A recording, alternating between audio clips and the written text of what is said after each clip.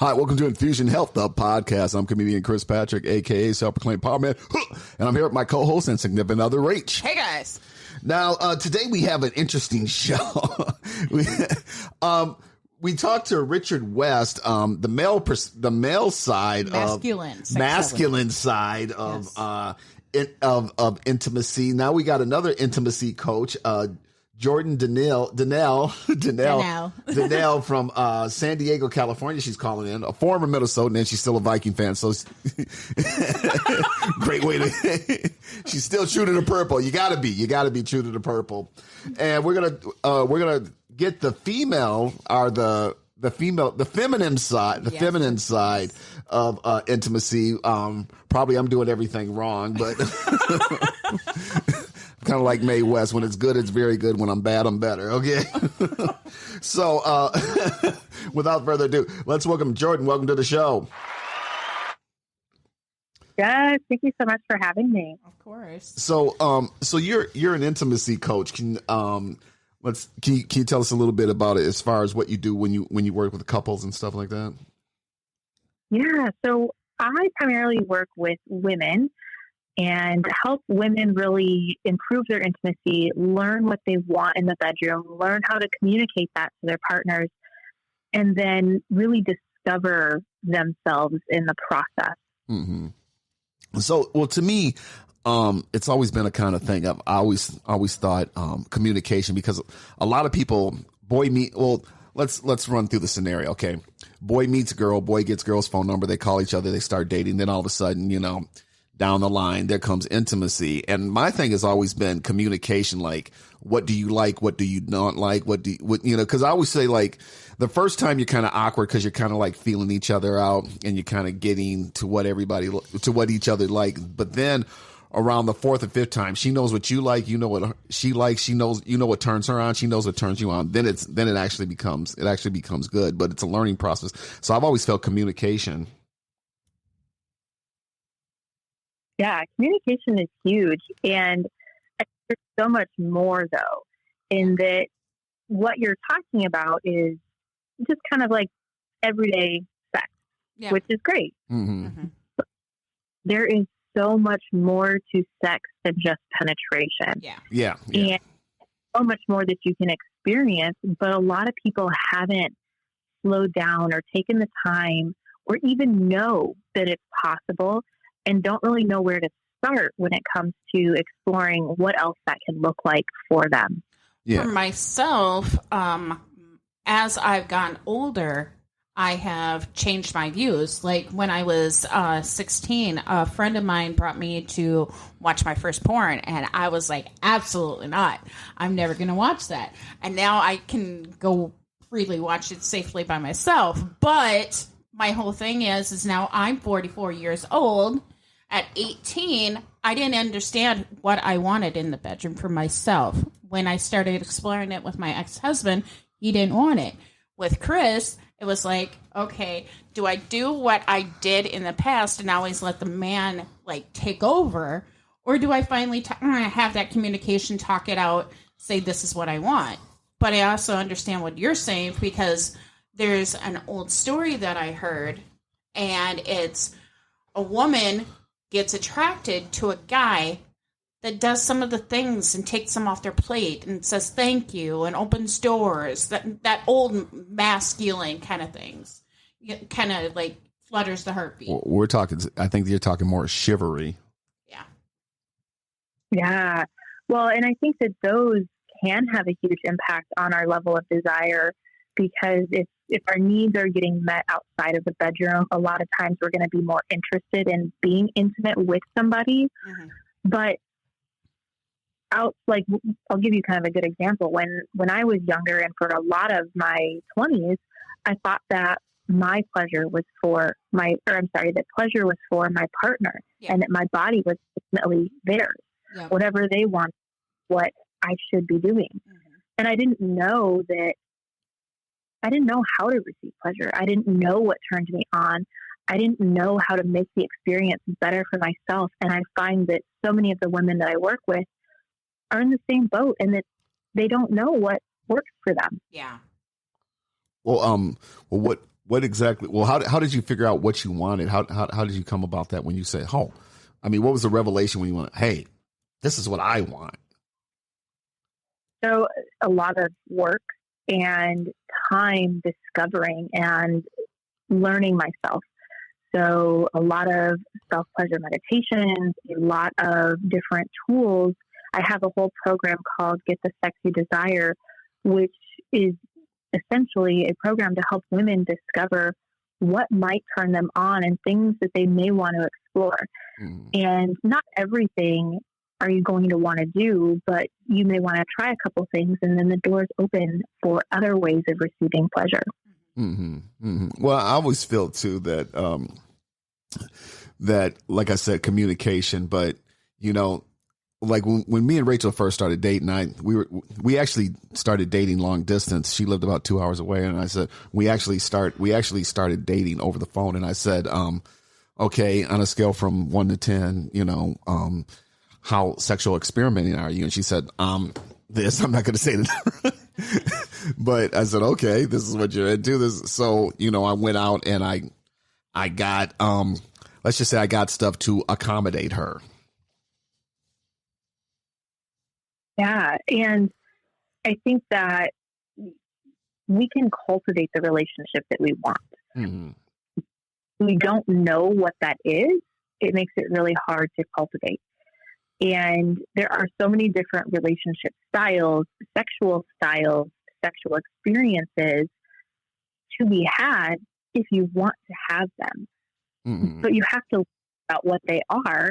And if you've never been exposed to them, you're not going to know a lot of times that these types of experiences are available for you.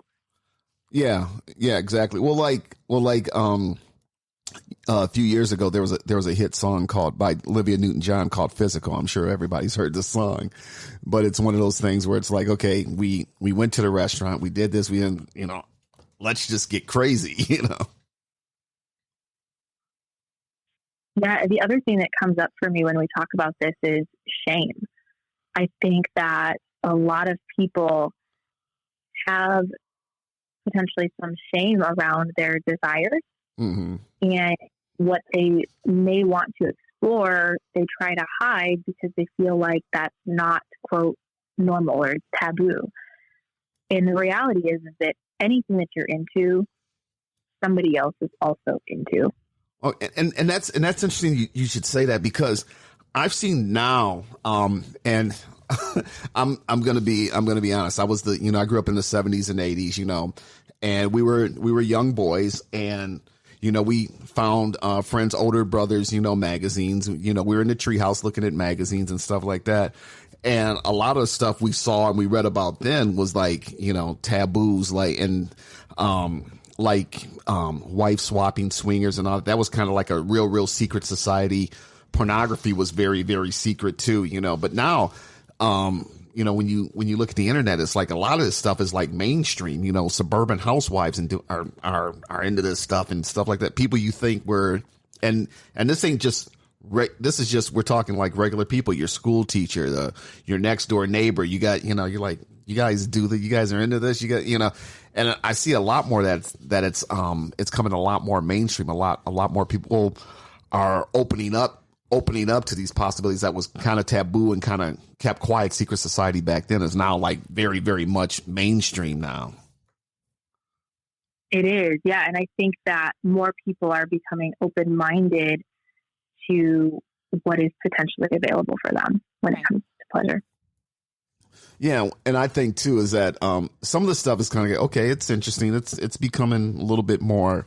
People are being, like you said, open minded and stuff like that. But to me, it's kind of like, okay, back then it was adults, but now it's like you're seeing this and it's so readily available on the internet that's like I'm just afraid that kids are getting the wrong idea. Like, okay, you're a little bit too young to be exploring this type of stuff. You're not old enough to explore this type of stuff. But I think that's when parents step in and have that conversation. Yeah. I mean, and that's where parents put a lock on what they are allowing their kids to watch and stuff on their. I think it even needs to be more on our TVs because there's so many different apps to put on your TV now and be able to watch it that way. So, yeah. I love that you brought up children. I think that there is a huge concern about what can children access online. And the reality is they can access a lot of things, but it comes down to parents and parenting. And you want, in my opinion, so I don't have children, but I've done lots of podcasts on my podcast, Vagina Solvers and Vibrators, about parenting. And you want to create that safe space for your children to go to, and they're going to find it. They're going to find out about it at some point. So why not be the first person that they hear that from, or learn like, hey, these are things that you may want to explore at some point in your life, but this is maybe what our family beliefs are, or this is something that some people enjoy. Typically, like maybe give them more information about how to be safe when doing different types of activities. Absolutely. But the parenting, and these are hard conversations to have with kids. Like nobody wants to be like, okay, so this is how sex really works. Right. But at the same time, where do you want them to get that information from? You or online? Yeah. There's one movie that comes to my mind and everybody was like, oh my God, that's so taboo, which is Grey, right? 50 Shades of Grey. 50 Shades of Grey. But it wasn't just the movie. The book sold like... Yeah, the book went crazy. And to get that in kids' hands. But the thing is, for myself, and you've seen me do it, I have those conversations with the kids. In fact, during the pandemic, we used our chore board. It's a whiteboard. We wiped it off, and I had a competition with the kids who can draw the best privates. And you came downstairs and you're like, what the heck is on the board? But I've always had that open communication with the kids. And I think the older that they are, the tougher it's going to be. So you start at a young age. Yeah, well, my parents... I'm sorry, go ahead. Just curious, how old are your kids? 24, 2 are 19, just turned 19, and 2 are 16. Yeah, I love it. And I think that's a great way to keep that communication open and teaching them about what they're not taught in schools, because as we know, our school system is failing a lot of these children, and they're not getting the proper education on how to be safe and or how to have safer sex. And then they're not understanding bodies and pleasure. And if it's coming from home, where else are they going to get that information? So I love that you're doing that. And I have 3 daughters, and I've had that communication with them that at your age, I didn't feel free to have the kind of sexual intimacy that I wanted. But I want you guys to know what you want and ask for it, because and before our generation today, it was all hush hush, and we please the man, and if we get pleased, then that's a bonus. That's crazy. Yeah. It's crazy time. But it's true. Yeah, I remember the first time my mom and I had a conversation about me having sex. She asked, well, did you? And I'm like, well, yeah, I did. Thinking that she asked if I gave a blowjob, because that's what women do, right? We give blowjobs. But what she actually wanted to know was, did I orgasm? And it was years later that we had this conversation where I realized that that's what she was talking about. But at 16 years old, I had no clue what an orgasm was. And having them on the regular with my vibrator. Right. But I didn't know what. Yeah. No, totally. Yeah. I mean, and the thing is that my kids are 24. The girls are 19. Colin and Vanessa, the little ones, are 16. And all of them are still virgins at that age. And I think a lot of tribute goes to it that they didn't need to go explore because I had that conversation. Yeah. And I think that when you empower your children with the information, there's less curiosity. Well, I feel... They might be... Go ahead and keep going. I'm sorry. Well, I was going to say, like, they're curious, but if they're getting the information, they're not necessarily overly sexualized, might be a better word. Yeah, I always felt that, it's more of a, and it took me a while to learn about, finding a partner, because it was like, okay, that's one of the things I think with pornography. It's so readily available right now on the internet. You can just type, boom, it's there. But a lot of people are into a false reality, and this stuff is made up. And and guys got to realize that not every girl is like that. Yeah, and we all have different desires. And what you see in a lot of easily accessible porn is more aggressive than what sex actually is for most people. Yeah, exactly. And I feel too that it's people, they watch, some guys watch that stuff and then they go and get a girl. And then when they are intimate with her, they want it to be like that. But it's like, this is an actress being like that. Her job is to try to turn you, is to sell it and and turn you on. But not every girl's like that. And you got to find out what each person likes when you're with that partner. Like, okay, what do you like? What do you don't like? What are you into? But a lot of people are afraid to have that conversation, especially when it's your first time with this particular person, Right. And we're not taught how to have those conversations, and what does that look like, and when do you have them, and how do you facilitate them? Yeah. So it can be scary. And then also, like, as a young teenager walking in and you're like, okay, so what do you like? I'm sure, like, if somebody did that to me, I'd look at them and with bright eyes and be like, I have no clue, because Right? I didn't that time. Yeah. Well, I always feel that at like maybe 15 or 16, like our youngest kids are, in high school, there should be a woman study class that's taught by a woman, but her whole class is filled with guys, where it's an open forum where guys can talk to a woman and say, this is what's up. And I think the opposite too, girls should take a men's study class that's taught by a man, and all the students are girls, so they can find out what a guy's into, what a guy likes, what a guy, But you're turning this more into a guy likes a woman likes a guy, and you're not turning this into what could be the spectrum, because the spectrum is what I think is bringing forward a lot of these new pornographies and stuff like that. Because if you look at what they were before, it was man on woman, and now it's so much more. Oh yeah. It is so much more. But a lot of times too, like you said, it's a lot of time it's written from a male perspective, to where you don't have, and the good thing too with pornography, there are a lot more women directors directing scenes, directing movies now from a woman's point of view. Well, I think, Rachel, the point that you brought up is really important, in that for women, why don't we have a class teaching them about how to explore themselves and to learn what they like? And same with men, like, what do they like? Yeah. Rather than just, going straight for penetration. How do you please a woman? What are some other things that you can do that may feel good for yourself or a partner?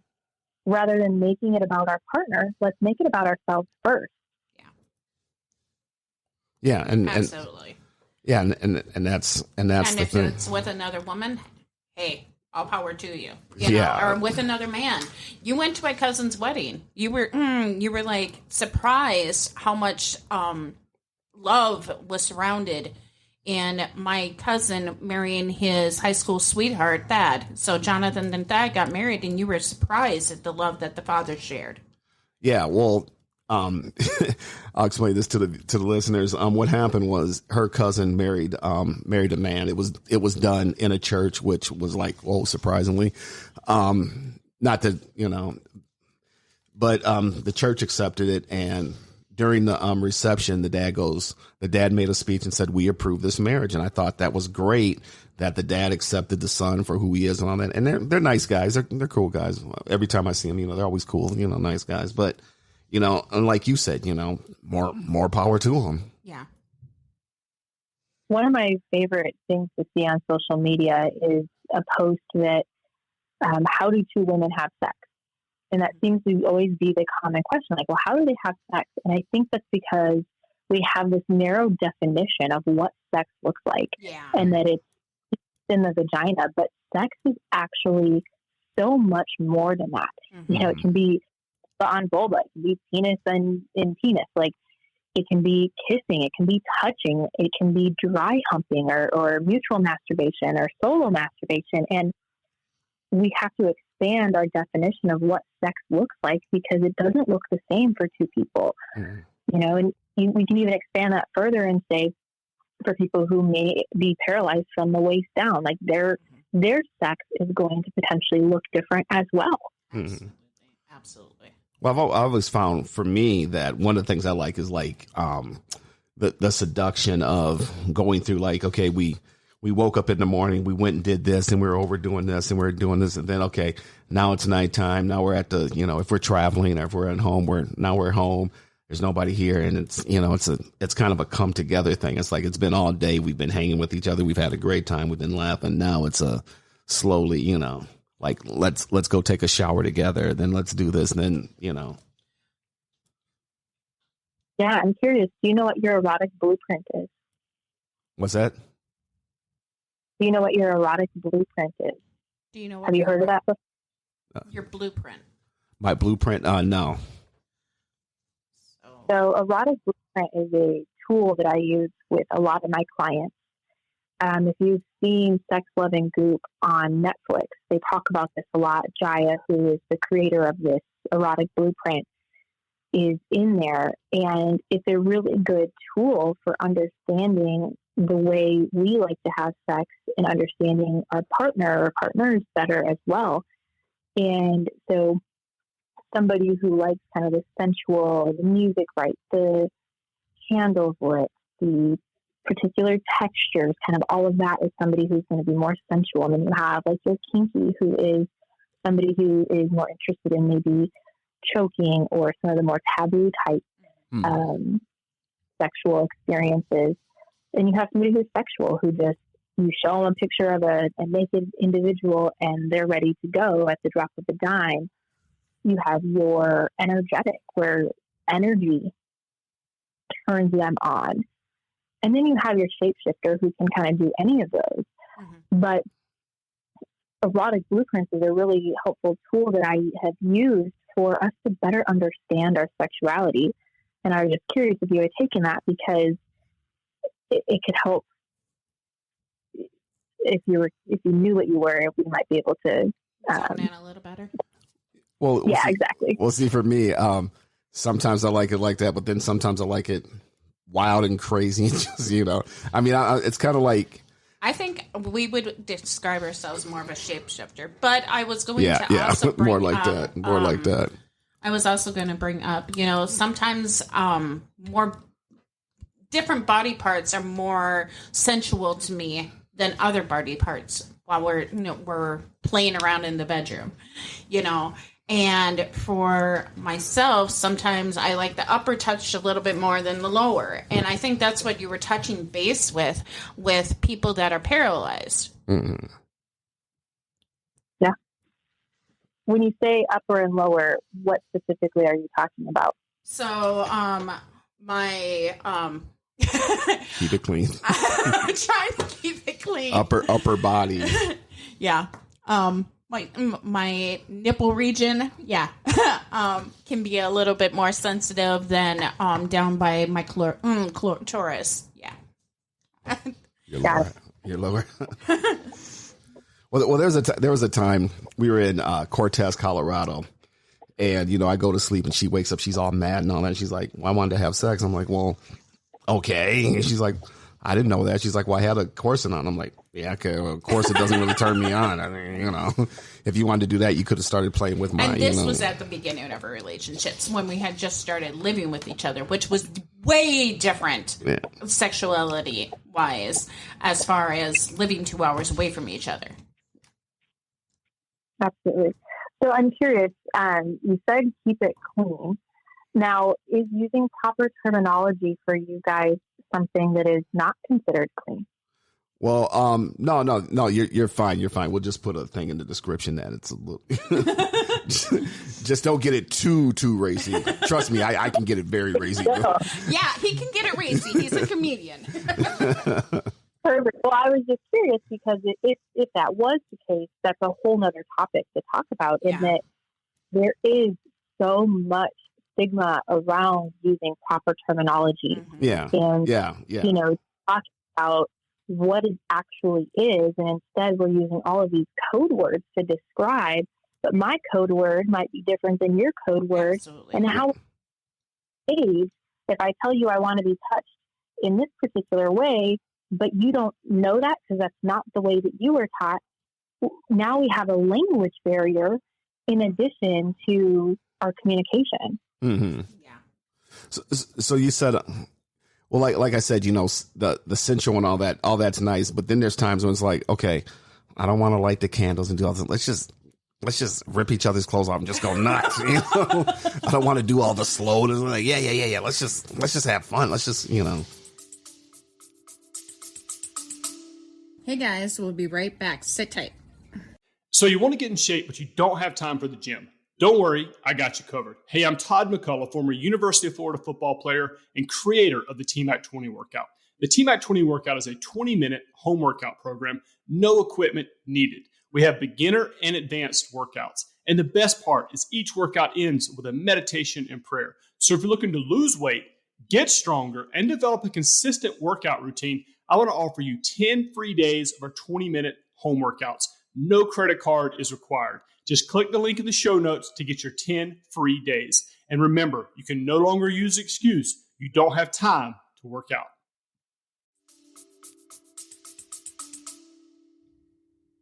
Yeah, and it's normal to not have one particular way that you want to have sex. Like, you can do it in so many different ways, and different times feels better than others do it different ways. So my question for you is, what do you think about sexual games? Because I see them more pronounced these days. There is even apps for them, which we found out that, I wanted something that he didn't know that I wanted, right? And we went to the bedroom and took care of that problem. But the thing is, just trying to keep it G-rated for the podcast, PG. But, what do you think about the sexual games that are starting to come out? What type of games are these? Because I don't think I'm familiar. Okay, so... Yeah, there's a bunch of apps and app games and stuff like that you can play, and I think some of them are for like self-love and stuff like that. Interesting. I am not familiar with these apps. There is an app that I have on my phone called Furly. Okay. And that is really more like education based, but then they have audio that guides you through different experiences. Mm-hmm. So like breathing and kind of like connecting to yourself with breath. And then there's some, like, I believe, on edging and different types of techniques to guide you through that. And I think that those are wonderful resources for people to try to explore new things, because a lot of times if you don't give it a shot, if you don't try it, you may not even know. Right. And I always encourage people, try everything once. If it's if you're willing to, try it once, because you don't really know until you give it a try. And if you absolutely hate it, you never have to do it again. But it allows you to maybe discover things you didn't know that you might like. Yeah. So those games that I was talking about was Do You Know Me? They have an X-rated, and then Cherry. So those are some apps that I've tested out with Chris. But I'm gonna have to look. But also with Do You Know Me, it was back during the pandemic, me and my daughter, Maxine, now this isn't sexual, so nobody thinks that. But in the game Do You Know Me, there's also the G-rated. And me and her had become so distant that I played the game with her.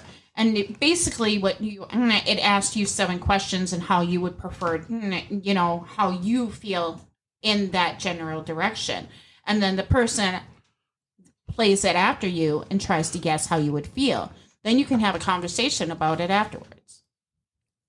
Oh, I love that. And I feel like that helps open up the doors for communication in a relationship or with your daughter. That's awesome. Right? Yeah. So, yeah, me and Chris played that game while I was drinking and playing darts and went back to the bedroom and took care of it. But,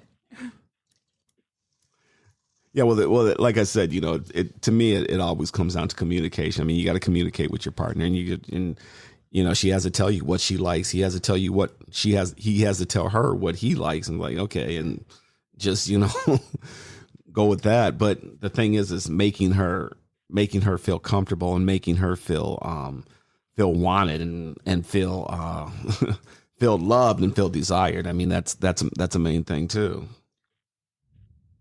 Yeah, it is. and I really found out, when I got a divorce and found out that he didn't want to do the sexual things that I wanted to do. I talked to a girlfriend before me and Chris ended up getting together, because me and Chris started in a friendship first.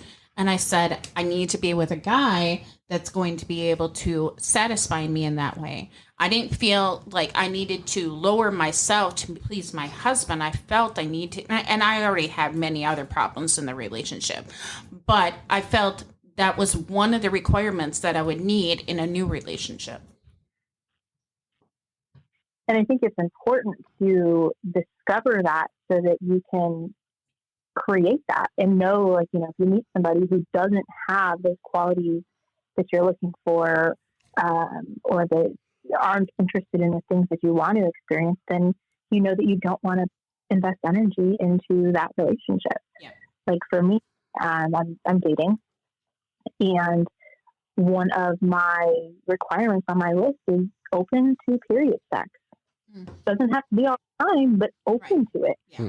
Because that's something that I want to include in a relationship. And if it's a hard no, that is potentially not something that I'm willing to work with. Right.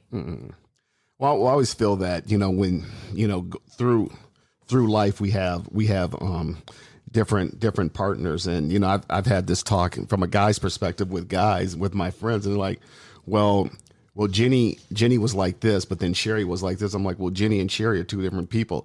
Jenny's into this, Sherry may not be. So you gotta accommodate her for what she's into. Not every girl is the same, is into the same thing.